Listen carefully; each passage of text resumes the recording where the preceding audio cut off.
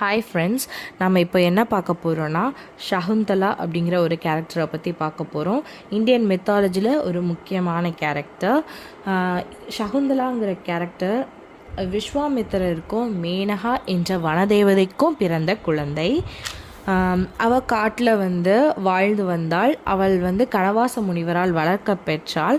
ஒரு நாள் அஸ்தினாபுரத்தின் மன்னன் துஷ்யந்தா வேட்டையாட காட்டிற்கு வந்தான். அப்பொழுது சகுந்தலா வளர்த்த மானின் மீது அவனுடைய வில் துளைத்தது.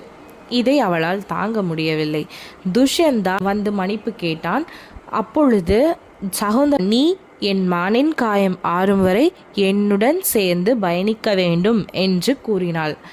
துஷ்யந்தாவினால் மறுக்க முடியவில்லை. சரி என்று ஏற்றுக்கொண்டான். நாட்கள் கழிந்தது. இருவரிடமும் காதல் மலர்ந்தது. இருவரும் திருமணம் செய்து கொண்டனர். சிறிது நாள் கழித்து துஷ்யந்தா தன்னுடைய அரண்மனைக்கு செல்ல வேண்டும் என்று நினைத்தான். அப்பொழுது அவன் ஒரு மோதிரத்தை கையில் கொடுத்து, நான் சிறிது நாட்களில் வருகிறேன் என்று கூறிவிட்டு சென்றான். அந்த மோதிரத்தில் அவனுடைய பெயர் பொறிக்கப்பட்டிருந்தது. நாட்கள் கழிந்தது. துர்வாச முனிவர் சகுந்தலையின் வாசலை நாடினார். அவர் அருந்த தண்ணீர் கேட்டார்.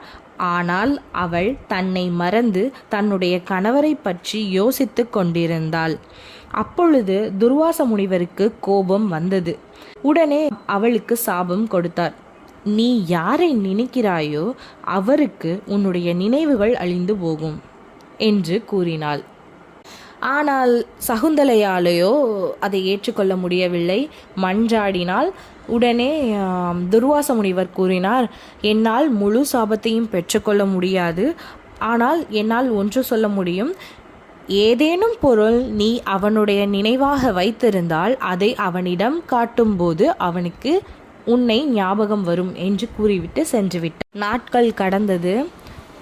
சகுந்தலை தன்னுடைய கணவனை காண அரண்மனைக்கு சென்றால், செல்லும் வழியில் ஆற்றில் தன்னுடைய மோதிரத்தை தவறவிட்டால். அரண்மனைக்கு சென்று தன்னுடைய கணவனிடம் நடந்தவற்றை கூறினாள். ஆனால் அவனுக்கு எதுவுமே ஞாபகமில்லை. சகுந்தலை இது நம்மளுடைய விதி என்று கூறிவிட்டு காட்டிற்கு திரும்பி வாழ ஆரம்பித்தாள். அப்பொழுது ஒரு அழகான மகனை பெற்றெடுத்தால். அந்த மகன் பெயர் பரதன். நாட்கள் செல்ல செல்ல ஒரு நாள் ஒரு மீனவன் மீனை பிடிக்கும்போது அந்த மீனின் வாயில் ஒரு மோதிரத்தை பார்த்தான். அந்த மோதிரத்தில் மன்னனின் பெயர் பொறிக்கப்பட்டிருந்ததை கண்டவுடன் மன்னனிடம் ஒப்படைத்தான். அப்பொழுதுதான் அவனுக்கு ஞாபகம் வந்தது. ஒரு அழகான பெண் கூறிய அனைத்தும் உண்மை என்று புரிய வந்தது. அவன் 4 புறங்களிலும் போய் தேட ஆரம்பித்தான். ஆனால் அவள் கிடைக்கவில்லை. நாட்கள் கடந்த பின் ஒரு நாள் பரதன் ஒரு சிங்கத்திடம் விளையாடி கொண்டிருந்தான். சிங்கத்தின் வாயை பிளந்து அதன் பற்களை என்ன முற்கொள்ளும் போது துஷ்யந்தன் அந்த குழந்தையை பார்த்து, நீ யார் என்று கேட்டான். அந்த குழந்தை, நான் துஷ்யந்த மன்னனுக்கும் சகுந்தலைக்கும் பிறந்த குழந்தை என்று கூறியவுடன் அவன், நான் தான் உன் தந்தை என்று கூறி என்னை சகுந்தலையுடன் அழைத்து செல் என்று கூறினான். பின்பு மூவரும் சந்தோஷமாக வாழ்ந்து வந்தனர்.